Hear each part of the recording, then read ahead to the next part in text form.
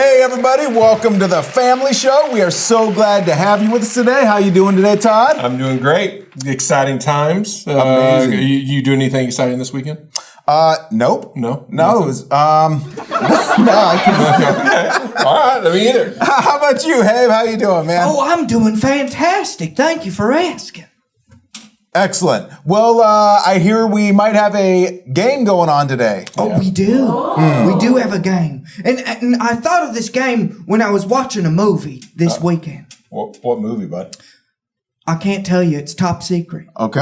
Are we going to find out here in a second? Well, I just told you. It's top secret. Top secret. True. That's funny. True. That's Yeah. funny. Pay attention. I love spy movies. Yeah. And so today's game has to do with spy. Ooh. Very good. All right. Very good. So, Have, is there some setup, buddy? There is setup. So Okay. let's do that, and I'll explain the game. Okay, we're going to be snapping on 1, 2, 3, right? Yep. Here we go. 1, 2, 3.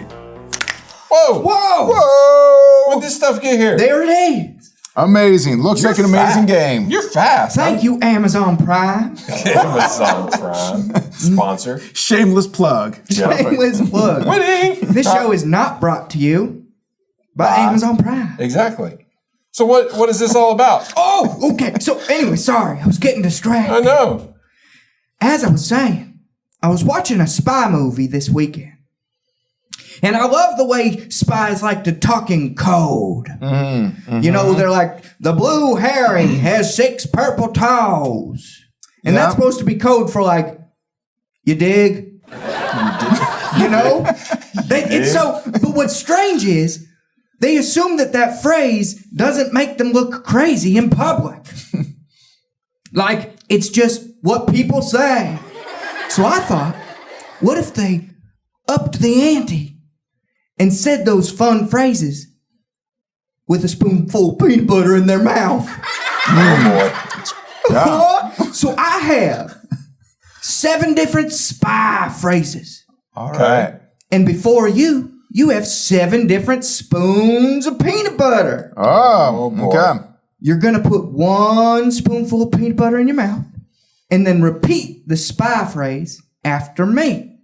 Okay. One at a time. Okay. And we'll see who does it best. Perfect. Then you'll keep that peanut butter in your mouth and we'll add another spoonful of peanut butter and do the next So we tongue twister. We have to keep the peanut butter. We don't swallow the peanut butter. Well, we'll see how things go. I mean, that's a lot of peanut butter. I'm just saying And that's a lot. I don't do CPR. Yeah, so exactly. We'll see how it goes. Okay. All right, Play it by ear. All right. That's a great spy phrase. I like Perfect. it. I like it. We'll So play it by does this ear. this game, does it have a name? It does. It does. Are you ready? Yeah. This game is called Undercover Peanut Butter. Oh, I like yeah, it. catchy. I like it. That's good. It's good, huh? good, yeah. Okay, now quiet. Listen, we're gonna do that one more time. Okay. Say the name, Ready? and the words are gonna appear wherever. Wherever. It's wherever. Okay. Ready? Yes. Okay, ready? 1, 2, 3. Undercover peanut butter. Amazing. Yep. Are you playing a No, peanut butter I was licking trombone? the peanut butter off my fingers. Oh, Peanut butter trombone. Come on, Have. you do you, Todd. Okay, ready? Underneath the plate is 1 spoonful of peanut butter. All right. Go ahead and uncover one. Okay. Oh, that's a doable spoon. So Oh. That's not bad. That's a reasonable amount of peanut butter. Go ahead and put it in your mouth and then repeat after me. Todd, we'll start with you. Okay. Are you ready? Yep. Say 6 thick thistle sticks. 6 thistle sticks. Huh? I think that's right. Maybe. Well, it was okay. Okay. Okay, Sam, you go. 6 thick thistle sticks. Easy. Easy. Okay, easy for now. But just wait and remember to speak loudly Okay. when we do these so we can all hear you at home and laugh with you. Okay. Okay, spoon number 2. Go for it. Okay, that's the same. They're good. Am I keeping the old one in my mouth? Yep. Okay. Okay, ready? Todd, repeat after me. Yeah. An ape hates grape cakes. An ape hates grape cakes. Very good. Sam? An ape hates grape cakes. You got a lot of... So good. How much peanut butter was on your spoons? That's private. Oh, okay. Sorry for asking. Okay, spoon number 3. Go for it. Or 3. There we go. Oh boy, I think I know what's happening. A little bit more peanut butter. There's a lot of peanut butter. Okay, are you ready for your next phrase? Okay, Todd, repeat after me. Top chopstick shops stock top chopsticks. One more time. Okay. Hold on. Top chopstick shops stock top chopsticks. Top chopstick shops stock top chopsticks. So good, Todd. So good. See, you don't sound undercover, you just sound crazy. All right. Top chocolate shops stock top chocolates. Yeah. Do they? So good. So good. We You should guys have are gotten doing- water okay, with next, this game. Next, no water. Just remember what I said. Okay. If you need to swallow. But please don't, because this is amazing. Okay, ready? Next spoon.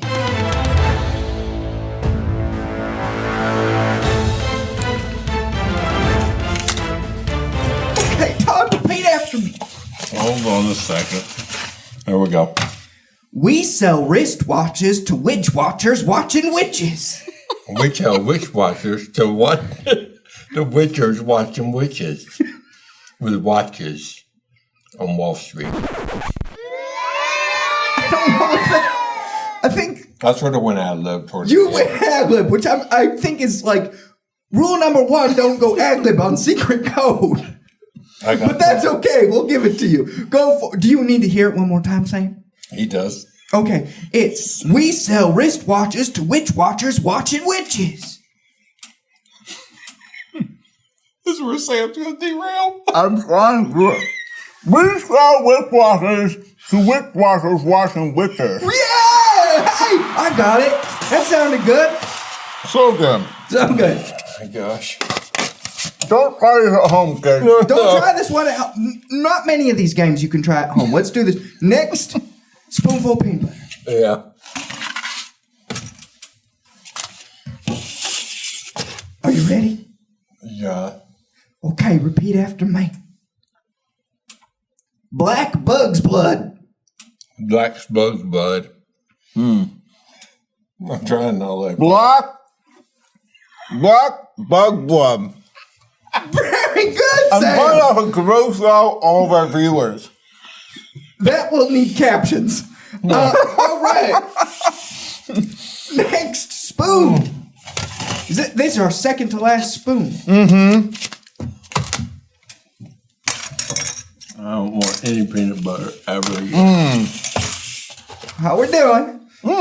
Okay. Todd, repeat after me. Yeah. Feel free to follow that fella. Feel free to follow that fella. Sam. Feel free to follow that fella. Roger that. Okay, and one more spoonful of peanut butter. You guys are doing amazing. Oh my god. No.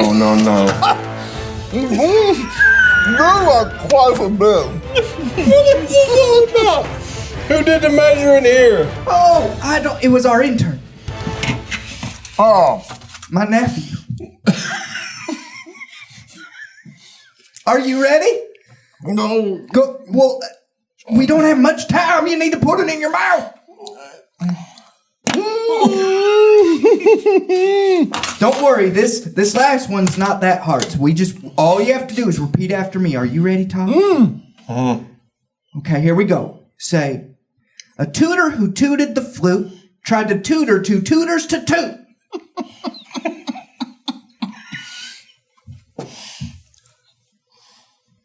A tutor.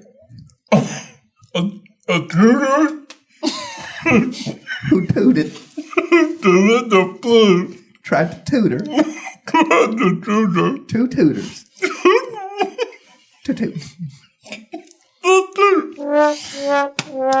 Needed a little assistance, but that's okay. All right, one last time, Sam. It's a tutor who tooted the flute tried to tutor two tutors to toot.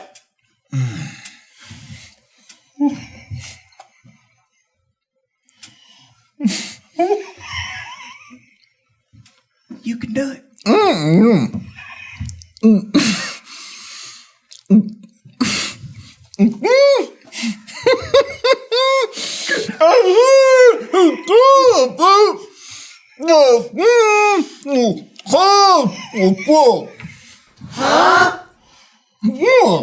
Sam wins! Sam wins the game! We gotta give it to him before he keels over from too much peanut butter. Well, that's our game. Sam, how about you lead us into the conversation? What do you have to say?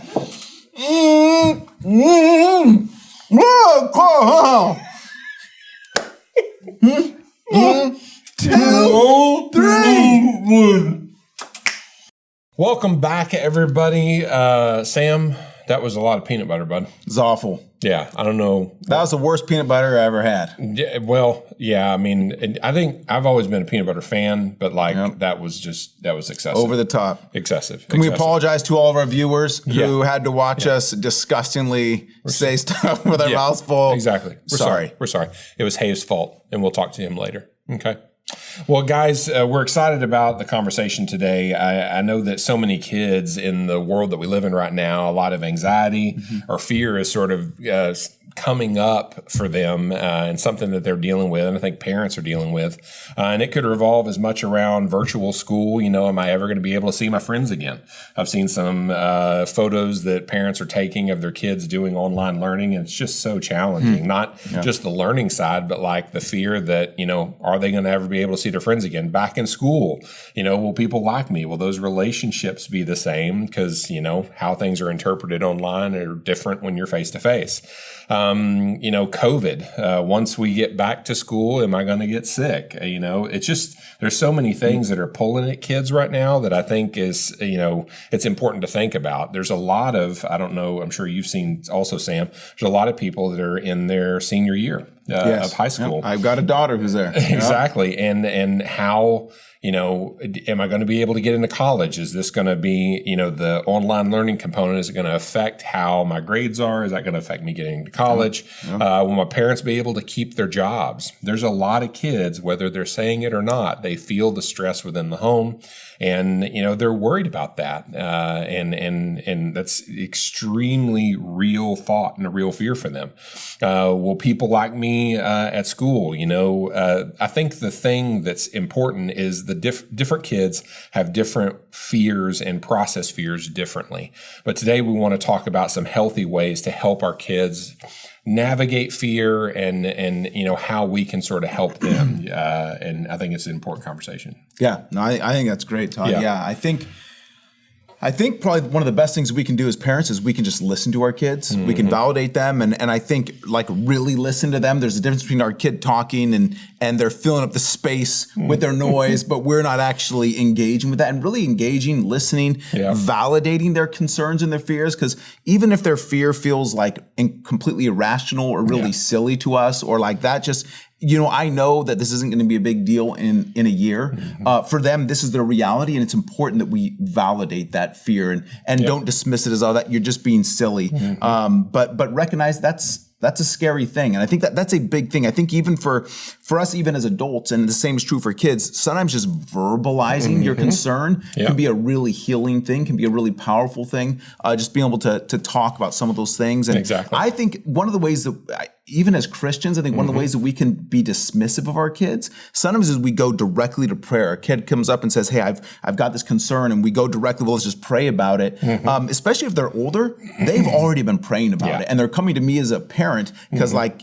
I need someone who's going to just give me some affirmation and absolutely there's a place for prayer and we want to pray at the end. Let's have that conversation. Let's close that up with prayer. That's super important. But I think one of the big things for us is just saying, let me listen to you. Let me hear it from you. Let me actually recognize and listen to your concern. And so, I think it's a big deal. Exactly. Well, praying for your kids is, I would tell everybody to do that. It's going to give you peace of mind. It's going to represent that moment where you're handing it over to them. But like you said, as kids get older, they've probably already gone down that road, hopefully, and they're feeling like the answer still isn't there.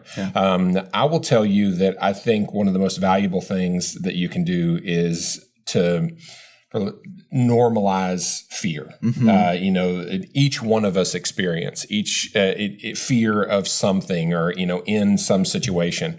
I think it's important to be able to sort of walk your kids through times in your own life when you had to sort of navigate fear. I remember, as we were sort of prepping for this, I remember thinking about as a child, I was that kid that always was dreadfully fearful of when I turned the lights off in the room and had to get in bed. So I was the kid that regardless of what was going on, I would go to the light switch. I'd make sure I said goodnight to mom and dad, probably 10 times each. And my dad was finally, "You need to go to bed." And I'd go in there and I'd shut the door and I would time my jump. Like I would sort of play out my jump to the bed and I'd finally hit the light switch and I would like 1, 2 in the air because I was fearful that something under the bed was going to get me. It probably was my toys because I was that kid that every time, we went to clean the room that I would just pile everything under. And interesting enough, my dad came in one night and he was like, why are you doing that? And so we had this fun situation. He got the flashlight and we got under there and looked under and I found toys that I hadn't found in forever, but dealing with fear, you know what I mean? And he told me those stories and I've in turn passed that down, to my kids. I think, most of the things we spend worrying about never really happen. I worry, I've always defined worrying as something. Worrying about something is basically just causing stress over something you can't control. It's one of those things that I've always tried to get my kids to sort of take a deep breath, think about what's, what we know and not, what we're feeling, that when emotion gets in the middle of it. Your kids, when your kid is worrying and nobody likes them at school, or whatever situation they're dealing with, it's important to take a step back, have a conversation about it. And in most cases, those things will work themselves out. I think you said you hit the nail on the head. I think the most important thing is listening to them, sitting there, engaging in a conversation and asking them to, go back and forth with you.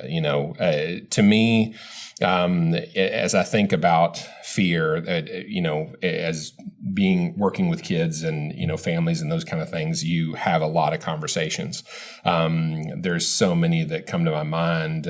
One specifically, there was a young girl who was going to 6th grade and she had exposure to something and really questioned whether God was going to continue to love her based off of what she had experienced that was outside of her means. She went over and spent the night with a friend and got exposure to something. And she was dreadful. There was such fear in her that God wouldn't love her, that God wouldn't accept her. And that's, it was very real to her. And through a lot of conversations and those kind of things and being able to remind her just how much God does love her and he is with her, it helped her sort of navigate it. So, and I think, that even with the story you just shared, I think being able to differentiate between their feelings and what the truth is, right? And helping our kids be able to say, here's what you feel, but here's what you really know. Here's what you know about what God has said and how he feels about you. Here's the facts you know. And I think being able to help our kids differentiate because feelings feel like they're reality. They're overwhelming. Completely. Being able to okay, that's what you feel, but what do you really know? I think that's a big deal. Exactly. And I think when our kids, one of the ways we can help our kids kind of through worry or anxiety or fear is really encourage them when they do something courageous, when they step out and they actually do something positive, be be incredibly vocal about, wow, that was a really courageous thing you did, and you went out and you talked to, you went to school, you were afraid no one, and you know what, you stepped out, you tried out for a sport, you had a friend who was upset with you and you went and you had that conversation. I think, when it comes to fear and our kids take a courageous step, it's important that we recognize that. Because sometimes as parents, we can, at least for me, I can be down on like, hey, here's what you need to do, here's what you need to do, here's what you do. And when they do something right, it's hard. Sometimes I don't recognize that. And I think that's a really important thing, recognizing that was a really courageous step and celebrating that and making that a big deal. Exactly. Well, and I guarantee you in the years that you get to spend with your kiddos, they're going to overcome some situation here, and the next time fear rises itself, you can remind them of how they handled and how they, use your examples, but also use their successes to help them sort of navigate the next one. And that to me, I think, is a lot of times even more real than our stories. But it's not. There's. Fear, unfortunately, is going to come up in this world, and it can be fear of anything: making the sports team, getting into college, finding the right, spouse, whatever that is in our life. Fear is going to rear its head, and I think the more that you can have conversations about it, the better off you're going to be. Sharing your story, sharing your successes. Celebrating theirs, it's just important. So it's never very easy. So. Our kids are going to have fear. I mean, regardless. Yep. But we need to be the safe place where they can process it, and I think that's a big deal for us as parents. So exactly. I hope this one was helpful for you. I hope this conversation was helpful for you guys. And like always, you can go onto the Riverbend YouTube page and watch our channel and watch any of the family shows that are in the past. So, and definitely you guys can reach out to us, connect us, contact us. So thank you guys for joining in and we really appreciate it. Have a great week. You too. Take care.